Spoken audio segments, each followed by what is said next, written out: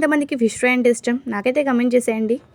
అందులోనూ సముద్రం చేపలు కూడా చాలా టేస్టీగా ఉంటాయి. వాటితో ఈరోజు నేనైతే ఫ్రై చేసేయబోతున్నాను. మీలో ఎంతమందికి ఈ సముద్రం చేపల ఫ్రై అంటే ఇష్టమో నాకైతే కమెంట్ చేయండి. ఈ రెసిపీ నేనైతే ట్రై చేయడం ఇదే ఫస్ట్ టైం. టేస్ట్ అయితే చాలా బాగుంది. ఎలా చేసుకోవాలో కూడా చూపించేస్తాను. ముందుగా 1 స్పూన్ చిల్లీ పౌడర్, అలానే 1 స్పూన్ సాల్ట్, కొద్దిగా జీరా పౌడర్, అలానే dhania powder, ginger garlic paste, garam masala, పసుపు.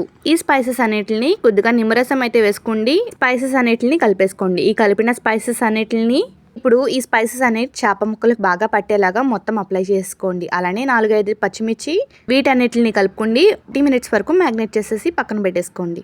ఇలా 30 నిమిషాలు మ్యాగ్నేట్ చేసుకోవడం వల్ల చేప ముక్కలకి స్పైసెస్ అన్ని పట్టి టేస్ట్ అనేది చాలా బాగుంటుంది.